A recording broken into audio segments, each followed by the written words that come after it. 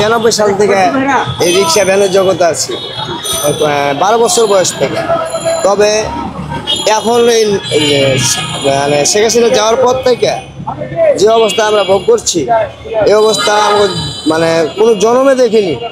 মানে রিক্সাওয়ালার মতো, মানে পায়ের রিক্সাওয়ালাকে উপরে এত গজব, মানে এমনিতেই গরিব, তারা আরো মনে করেন গজবের মতো একটা ভোগ করতেছি আমরা।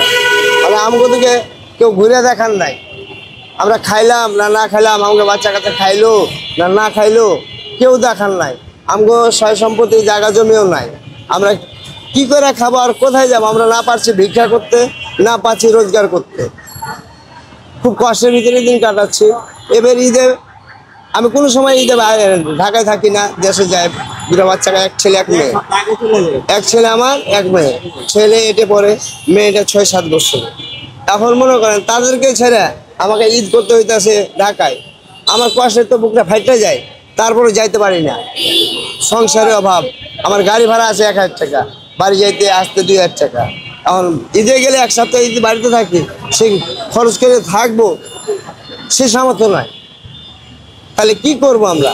আমরা যতগুলা 9 মাস থেকে বাংলা রিক্সাওয়ালা আছে, শেখ হাসিনা যাওয়ার পর থেকে যাত্রীতে 100 ভাড়া 50 টাকা কয়। এখন আমরা পেটের দায়ে না যাওয়া পারি না।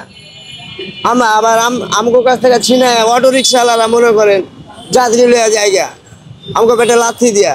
এই অটো রিক্সা যখন থেকে ঢাকা শহরে চলছে, ঢাকা সিটিতে, তখন থেকে আমাকে বাংলা রিক্সা ধরেন 3 লাখ 4 লাখ 5 লাখ যা আছে সবার একই দশা। মানে আমরা মরার পথে, মানে না পারছি মনে করেন গলায় দড়ি দিয়ে মরতে, না পাচ্ছি বাঁচতে। এখন এভাবে চলতে থাকলে তো ধরেন আমরা সবাই মারা যাবো, আমাকে বাচ্চা কাচ্চা সব মারা যাবো না খায়া। আমাদের দেখার কেউ নাই। আজ পর্যন্ত সরকার একবেলা খাবার পর্যন্ত দেয় না, তো কি দিব? মানে এইসব আগে সরকার তো ধরেন সবকিছু মানুষের দিচ্ছে, ধরেন বয়স্ক ভাতা দিচ্ছে, বিধবা ভাতা দিচ্ছে, প্রতিবন্ধী ভাতা দিচ্ছে, বিভিন্ন ভাতা দিয়ে মনে করেন রাখছে। কিন্তু এখন 9 মাস ধরে গরিবের যে কি অবস্থা, এটার খোঁজ খবর কেউ নেয় না। এখন মনে করেন সবাই যতগুলো দল আছে এরা কিন্তু নিজে নিজে স্বার্থবাদী। মানে আমাকে মাথা বেচা এরা বিদেশ থেকে টাকা এনে লুট করে খাইতেছে, আমাকে জনগণের টাকা মনে করেন এরা লুট করে খাইতেছে। এখন তো গরিব খাইতে পাই না, এর ভিতরে গরিব সিগারেট বিড়িটা খায়, ওটার প্রতিটা সিগারেটে 2 টাকা ভ্যাট পাওয়া হয়েছে। জিনিস এখন চাউলের কেজি 90 টাকা, আমাকে সারাদিনে ইনকাম হয় না 200 টাকা, আমরা 1 কেজি চাউল কিনবো কেমন করে?